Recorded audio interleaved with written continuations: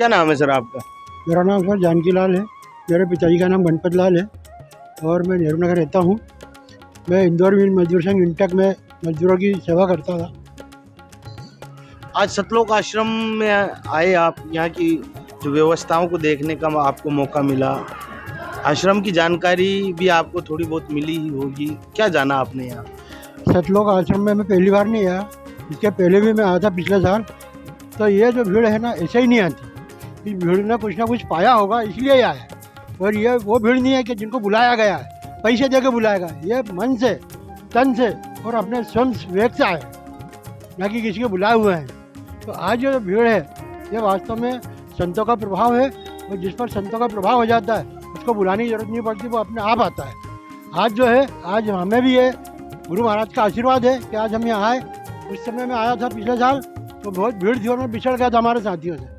बाकी आज ये गुरु का आशीर्वाद है कि हम सब साथी एक साथ हैं।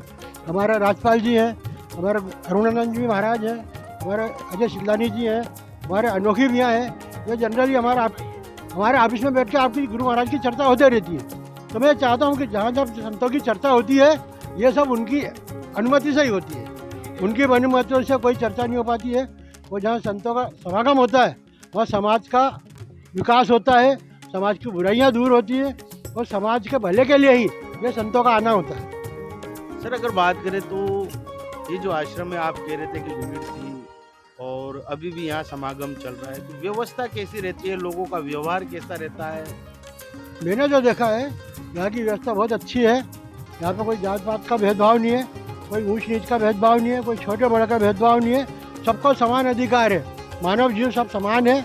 जिसमें आत्मा है तो उसमें परमात्मा है, और उस परमात्मा के अंश का ही जगाने के लिए गुरु महाराज जी प्रवचन देते हैं, और उनके प्रवचनों से प्रेरित होकर ही ये सब लोग आते हैं। तो ये जो है समाज के लिए बहुत अच्छी बात है।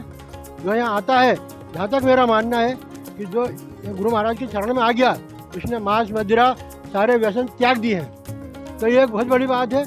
इससे समाज सुधार होता है और आगे जाके समाज एक अच्छा विकसित होता है। तो ये सब अपने हमारे गुरु महाराज का आशीर्वाद है। और मैं चाहता हूँ कि मेरे ऊपर नहीं, मालिक सबके ऊपर ये आशीर्वाद बनाए रखे। और धीरे धीरे जो गंदगी है वो धीरे धीरे साफ़ होगी। एकदम से तो साफ़ हो नहीं सकता, क्योंकि दुनिया में अगर अच्छाई है तो बुराई भी है, और उस बुराई को एकदम से साफ़ करना तो अपने बस की बात नहीं। उस समय भी राम थे तो रावण भी थे। तो अच्छाई और बुराई दोनों एक ही सिक्के के दो पहलू हैं।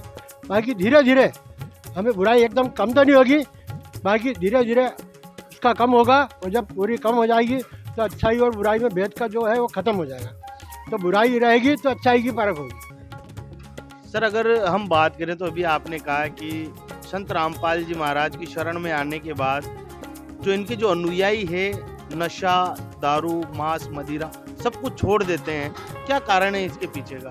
कारण यह है कि इसमें गुरु महाराज का प्रभाव है। जो संगत है वो यहाँ संगत देखते हैं कि इतने लोग हैं जो गुरु की शरण में हैं। शेर मांस खाता है, बाकी उससे बड़ा हाथी होता है जो कि घास खाता है। तो मैं चाहता हूँ कि जो गुरु की चरण में रहेगा उसका उद्धार होगा। और वास्तव में अगर अपने जीवन का उद्धार करना है तो गुरु की चरण में, गुरु के शरण में रहना पड़ेगा।